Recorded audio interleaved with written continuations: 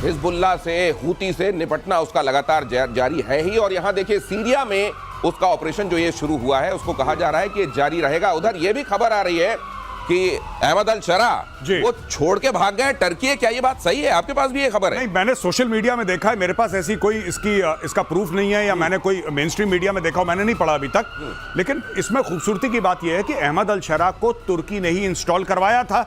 अब अगर वो तुर्की भाग जाता है, जो कि सोशल मीडिया डिक्लेयर कर रहा है, तो आप समझ लीजिए कितना बड़ा यहां पे यानी कि एक वॉइड है। एक तो ये बात है। दूसरी एक और चीज मैं कहना चाहता हूं कि इजराइल जो कर रहा है ना, इजराइल बड़े सोच समझ के कर रहा है, क्योंकि इजराइल को पता है ना सीरिया के पास एयर डिफेंस है, उसको पता है ना लेबनान में है, ना गाजा में है, ना ईरान में है, किसी के पास एयर डिफेंस नहीं है। तो आपने देखा होगा ज्यादातर इजराइल के अटैक्स हैं एयर स्ट्राइक्स होती है, एयर स्ट्राइक्स जी, क्योंकि उनका हवाई जहाज जाके तेहरान के ऊपर, दमिश्क के ऊपर नाच गाना करे, किसी को पता ही नहीं लग रहा क्या हो रहा है। ये जो बात कही जा रही है, एक और बात समझिए, अगर अहमद अल शरा वहां टर्की की तरफ से प्लांट किए गए थे तो फिर उनका वहां से भागना, वापस टर्की पहुंचना, ये जो वॉइड की बात की जा रही है, यहां पाकिस्तान के सीने में क्या चल रहा होगा जरा वो भी समझेंगे। लेकिन सीरिया के राष्ट्रपति, रक्षा मंत्री के राजधानी दमिश्क छोड़ने की खबरों के बीच, राष्ट्रपति अहमद अल शरा परिवार के साथ दमिश्क छोड़कर भागने की खबरों के बीच, ये अल शरा के इदबीब की तरफ भागने की खबरें भी हैं। सीरिया का इदबीब शहर तुर्की सीमा के करीब है। प्रेसिडेंट अल शरा के दमिश्क छोड़ने की बात ऐसे वक्त में कही जा रही है जब ड्रूज बहुल सुवेदा में फिर से सीरियाई सैनिकों ने मोर्चा संभाल लिया है। तो सवाल ये है कि ये जो खलीफा बनने की चाहती, ये भी समझाइए सर, ये जो यहाँ पे कहा जा रहा है अहमद अल शरा गए इदबीब की तरफ भागे और वहां टर्की दिखाई दे रहा है, तो ये जो आपने कहा, ये क्योंकि वो सभी जो टर्की को खलीफा बनते देखना चाहते हैं, उनको क्या बीत रही होगी, उन पर, पाकिस्तान पर क्या बीत रही होगी? देखिए, पाकिस्तान सिंपल सी बात है, आपको पता है पाकिस्तान आज की तारीख में क्या कर रहा है, तुर्की के ड्रोन्स बेच रहा है। और इनको आदत है, एक टीवी सीरियल बनाई थी तुर्की ने, आपको पता ही है, और टीवी सीरियल बनाई थी तो बड़ी फेमस हुई, वो एर्दुगुल गाजी करके एक टीवी सीरियल थी। और इमरान खान ने एक्चुअली ये बोला था कि ये इस्लामिक इतिहास है, जबकि वो टीवी सीरियल थी। तो ये एक उनके दिमाग में है कि जो तुर्की है, it will become the head of the Muslims world wide. और ये फिर सऊदी अरब से पैसे भी लेते हैं पाकिस्तानी। तो इसके बाद क्या हो रहा है कि ये देखिए साहब, यहाँ ये दमिश्क है और यहाँ पे गोलान हाइट्स हैं, जहां से इजराइल जब मन चाहे नीचे आके एक थप्पड़ मार के वापस चला जाता है। और यहाँ पे यूनाइटेड नेशंस भी है, ये दिखाई दे रहा है इजराइल जी, जहां इजराइल के यहाँ पे गोलान हाइट से नीचे आता है ना वो दमिश्क की ओर। और दमिश्क के 25-30 किलोमीटर दूर इजराइल की जो ब्रिगेड थी, गोलान ब्रिगेड, वो आ चुकी थी, एक जमाने में आ चुकी थी, आज से कुछ महीने पहले। तो अब यहाँ पे चला गया इदलिब पे, यहाँ से बस यहाँ से कट मारेगा, तुर्की के अंदर बच जाएगा ये आदमी। तो ये यहाँ पर क्या पीके श्रीवास्तव सर, ये कितना बढ़ता दिखाई दे रहा है? ये होगा, ये रिस्ट्रेंट तरीके से आगे बढ़ेगा, ऐसे ही चलता रहेगा? सीरिया न जाने कितने दिनों से ऐसे ही चल रहा है। ऐसे शरा का एक अभी बयान फिर भी आया है। शरा ने बोला है कि ड्रूज हमारे भाई हैं, वो हमारे ही हैं, हमें इंटीग्रेटेड रहना है। तो भागने की खबर से उसका तालमेल बैठता है। भागने से पहले आदमी कहने लगता है ना, हम सब भाई भाई हैं। और ये बात है। और जहां तक इजराइल का सवाल है, इजराइल गोलन हाइट पे बैठा हुआ है और वहां से पूरा का पूरा सीरिया दिखाई देता है, लेबनान दिखाई देता है, वो सबको मारेगा। और ड्रूज, एक दर्शकों के मन में ख्याल आता होगा, हमने हमास की बात की, हमास की हमने बात की, हिजबुल्लाह की, हूती की, हम लोग प्रतिशोध में बात करते रहे। कई लोग पूछ रहे थे कि ड्रूज क्या बला है, ये कहां से नए लोग आ गए।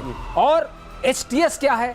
तो एचटीएस सपोर्टेड बाय तुर्की है, ठीक है, और ड्रूज सपोर्टेड बाय इजराइल है। तो ये घमासान है, दोनों घमासान चल रहा है। लेकिन ये घमासान है। वो चाहते हैं कि ड्रूज हमारे बॉर्डर पर बैठे रहे, और ड्रूज को अगर आपने कुछ तंग किया तो ड्रूज के सपोर्ट में इजराइल जाके मारता है। मतलब आप ये बताना चाह रहे हैं कि जहां भाई भाई की बात की जाए ना, वहां असल में भाईचारा होता नहीं है। भाई भाई बहुत नारा लगे ना कि फलाने फलाने भाई भाई, आपको याद होगा चीनी गुंजाइश होती है, हिंदी भाई भाई भाई, इसीलिए इसकी गुंजाइश। और सीरिया के सुवेदा में फिर से भीषण जंग इसीलिए छिड़ी हुई है। बेडौइन मिलिशिया ने ड्रूज पर किया हमला। ये वहां की एक तरीके से समझ लीजिए कि ट्राइबल लोगों की एक तरीके से जमात है। ड्रूज पर हमला किया और हमले में ड्रूज समुदाय के कई लोग जख्मी। और अभी तक आप ये समझ ही चुके हैं कि ड्रूज के साथ इजराइल खड़ा हुआ है और यहां पर बेडौइन मिलिशिया उनके अगेंस्ट आए हुए हैं। तो ये संघर्ष आगे क्या कहां ले जा रहा है इस पूरे खित्ते कित्ते को कहां ले जा रहा है। कित्ते का तो पता नहीं क्या हाल बेहाल हो गया है दिनेश भाई।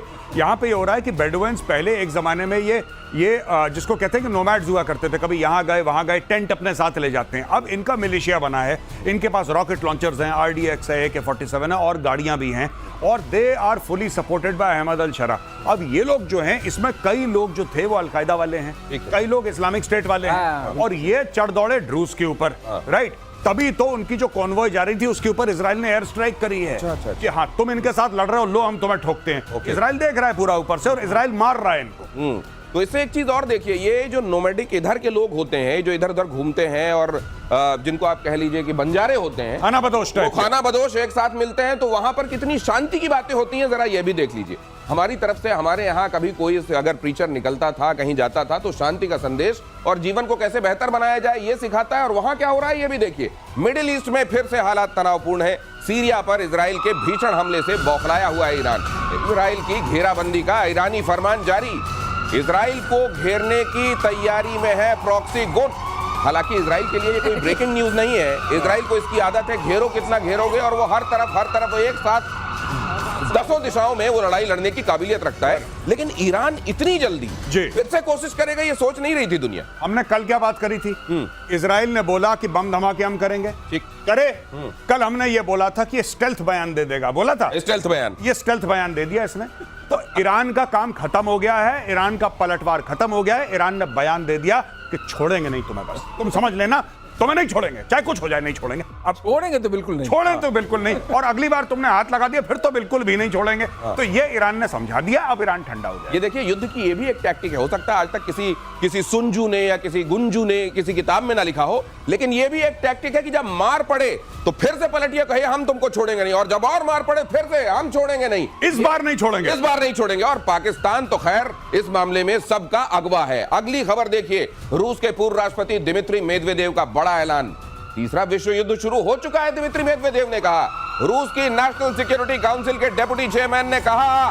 पुतिन के सबसे करीबी लोगों में से एक दिमित्री मेदवेदेव ने कहा कि अब पूरे के पूरे यूरोप पर बम बरसा देना चाहिए। पुतिन ने अपने 2 कार्यकाल पूरे होने के बाद दिमित्री मेदवेदेव को ही रूस का राष्ट्रपति बनाया था, और उन्हें पुतिन के हाथों का एक तरीके से कठपुतली भी माना जाता है, और यह भी माना जाता है कि दोनों एक दूसरे की छाया के तौर पर हैं। ऐसे में अगर दिमित्री मेदवेदेव ने तीसरे विश्व युद्ध की घोषणा की है तो इस पर जाहिर है दुनिया गंभीरता से सोचेगी। कहा है अब तो वक्त आ गया है कि यूरोप पर बम गिरा देना चाहिए। मतलब अब यूक्रेन से बात आगे बढ़कर यूरोप की तरफ जा रही है, और इधर ट्रंप के कॉल जा रहे हैं कि तुम समझौता करो, सिर्फ 50 दिन बचे। देखिए, सबसे बड़ी बात, ट्रंप ने उससे पूछा, ये हमने कवर करा था प्रतिशोध में।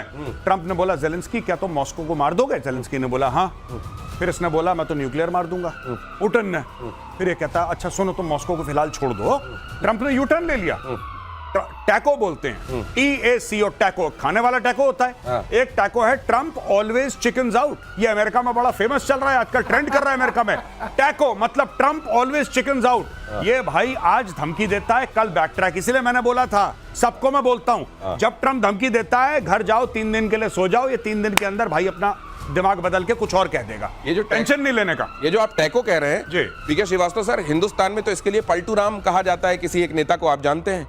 तो अब वो पलटू राम भी कई बार कॉम्प्लेक्स में आ जाते होंगे कि यार मैं कहां ठहरता हूं इनके आगे। बिल्कुल नहीं ठहरते, आप बिल्कुल सही कह। ट्रंप के आगे आज कोई नहीं ठहर पा रहा है ना। इतनी पलटी हमने यही देख ली है। और टैको वर्ड वहां बहुत पॉपुलर है, टैको बेल्स करके टैको मिलता है और लोग खाते रहते हैं। अब लोगों ने टैको को एक्सपेंड कर दिया कि भाई ये हम खा रहे हैं। Trump always chicken, Trump always chicken. और ये टैको आजकल बड़ा चल रहा है ना। मैंने पहली बार जब देखा टैको है क्या, रोटी के बीच में हमारी जो सब्जी बीच में हम दबा के खा लेते थे ना, बिल्कुल आज भी खा लेते हैं रोटी के बीच में। अब वो उनकी रोटी के बीच में सब्जी दबाते हैं तो उसको नाम देते हैं टैको। आपको लगता है अरे बड़ा फैंसी नाम है, ये है टैको की हकीकत। और टैको की हकीकत वो जो ट्रंप कर रहे हैं। अगली खबर यह है, ईरान के 2 बड़े कमांडरों की मौत। 5 दिनों में हुई दोनों कमांडरों की मौत। ईरानी कमांडरों की मौत के पीछे कई दावे हैं। कहा तो यह भी जा रहा है कि 1988 में कोई केमिकल वेपन मारा गया था इजराइल की तरफ से इन दोनों को, एक तरीके से डंक मार के छोड़ दिया गया था। और ये 38 साल बाद भाई लोग दोनों सिधार गए। मतलब ये भी चल रहा है। अब वर्दी पहनने वाला नहीं कोई ईरान में, वर्दी पहनने वालों की कमी होती जाएगी। वो कहेंगे हमें सिविल में रखो। नहीं वो अरे सर, वो जैसे PF वगैरह में पैसे जमा कराते हैं तो चक्रवर्ती जो आप कहते हैं ब्याज, ये चक्रवर्ती वाली मार ये तब मारा था 88 में कहते हैं कोई केमिकल वेपन मारा था जी। और आज उनकी डेथ हुई है। पता नहीं क्या चक्कर है। ये वेपन के बारे में हम लोग बहुत पढ़ते लिखते हैं। हाँ। हमें तो वही मुझको ये भी लगता है कि गुप्त वेपन है। हाँ नहीं लेकिन हाँ, नाम याद आया दिनेश, ये मोसाद वेपन है, ये मोसाद वेपन है जो 38 साल पहले